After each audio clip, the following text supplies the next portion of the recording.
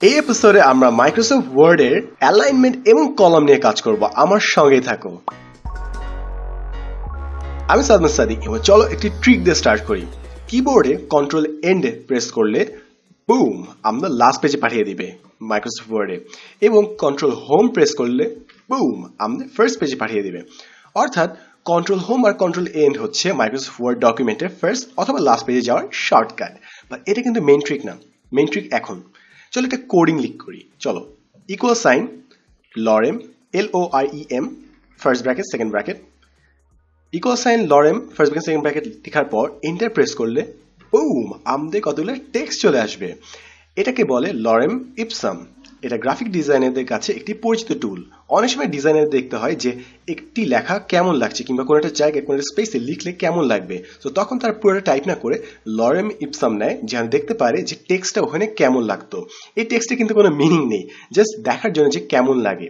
কারণ আজকে আমরা অ্যালাইনমেন্ট এবং কলাম নিয়ে কাজ করছি, তাই আমরা আজকে র্যান্ডম টেক্সট নিয়ে একটু কাজ করব। এবং একটা ট্রিক শিখিয়ে দিই, কাজে লাগবে অনেক সময় লাইফে। অনেক সময় প্রফেসররা বলে মিনিমাম 1000 ওয়ার্ড, মিনিমাম 5000 ওয়ার্ড। তখন এক্সট্রা টেক্সট দেওয়ার জন্য এরকম র্যান্ডম টেক্সট দিব, তারপর পুরোটা দাগিয়ে সাদা করে দিব। টেক্সট কিন্তু দেখাবে আমরা যে এত ওয়ার্ড, বাট আসলে কিন্তু কেউ দেখতে পাবে না যেখানে ওয়ার্ড আছে যেগুলো কোনো মিনিং নেই। সো বলছি না এটা তুমি করো, বাট একটা ট্রিক জেনে রাখা ভালোই। তো চলো মেইন ট্রিকে যাই।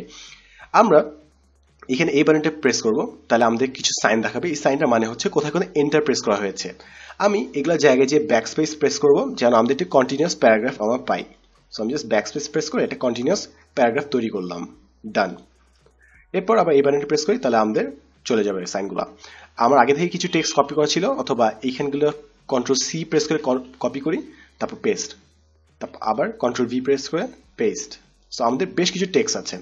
এখন এত বড় টেক্সট নিলাম, অনেক সময় আমাদের ডকুমেন্টে এরকম অনেক লম্বা একটা প্যারাগ্রাফ হয়, এবং যে মানুষটি পড়ছে তার জন্য কিন্তু বেশ বোরিং এবং কষ্টসাধ্য এত লম্বা একটি টেক্সট পড়া। সো অনেক সময় সুবিধার জন্য অ্যালাইনমেন্ট এবং বিভিন্ন কলাম করা হয়। ফর এক্সাম্পল, আমরা যদি পুরোটা ড্র্যাগ করে সিলেক্ট করি, আমরা এই বাটনটা প্রেস করলে অর্থাৎ কন্ট্রোল এল প্রেস করলে বাম পাশে অ্যালাইন হয়ে যাবে। এইটা প্রেস করলে কন্ট্রোল ই প্রেস করলে মাঝখানে অ্যালাইন হয়ে যাবে। এটা প্রেস করলে ডানে অ্যালাইন হয়ে যাবে। আমরা যেহেতু ইংলিশ বাম থেকে ডানে লিখি, সো বেসিক টাইমে আমরা লেফট করি। এবং আরেকটি জিনিস আছে জাস্টিফাই, কন্ট্রোল জে, যেটা শর্টকাট।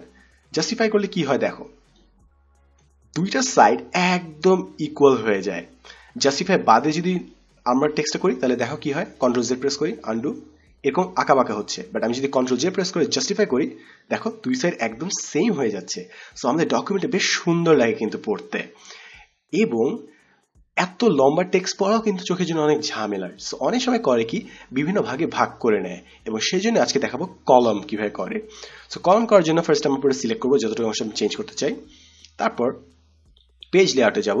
পেজ লেআউটে এখানে অপশন আছে কলামস। এখানে এক কলমে পুরো টেক্সট আছে। আমি যদি দুই কলম দিই, তাহলে আমাদের দুটো কলমে ভাগ হয়ে গেল। সেম টেক্সট বাট দুটো কলমে ভাগ করে নিল। এরপর যদি আবার সিলেক্ট করি, তিনটা কলম করি, চাইলে আমরা তিনটা কলম করতে পারি।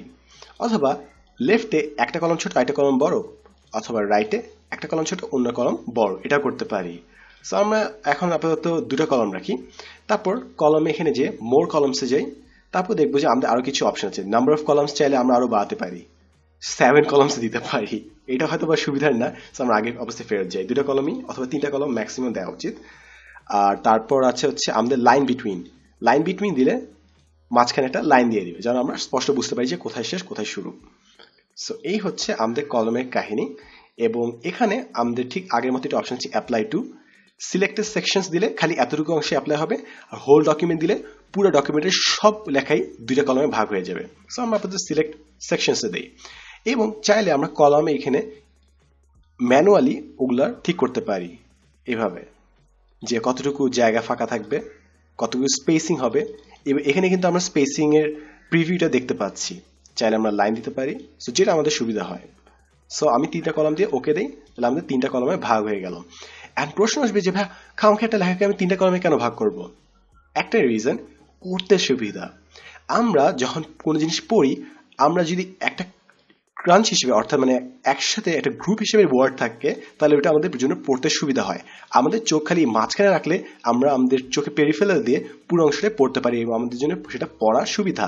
এবং একটা সাইকোলজিক্যাল জিনিসও আছে যে একটা পুরো কলম ছোট অংশ হলে আমরা পড়ে একটু মজা পাচ্ছি, আচ্ছা এতটুকু শেষ আর 2/3 বাকি। বাট একসাথে পুরো টেক্সটে থাকলে অনেকটা বোরিং হয়ে যায় এবং বিরক্তিকর হয়ে যায়। সো এভাবেই আমরা একটু ছোটখাটো ট্রিক দিয়ে আমাদের টেক্সটগুলোকে অন্যজন যে মানুষটি পড়ছে তার পড়ার সুবিধাযোগ্য করে ফেলতে পারি। সো আশা করি এই টিউটোরিয়াল থেকে নতুন কিছুটা শিখেছি। দেখা হবে নেক্সট এপিসোডে নতুন করে ফিচার নিয়ে। আমি Sadman Sadiq, as always thanks for watching. তোমার যদি মনে হয় এই টিউটোরিয়ালটি দেখলে অন্য কারো লাভ হবে, তার সাথে শেয়ার করতে কিন্তু ভুলবে না।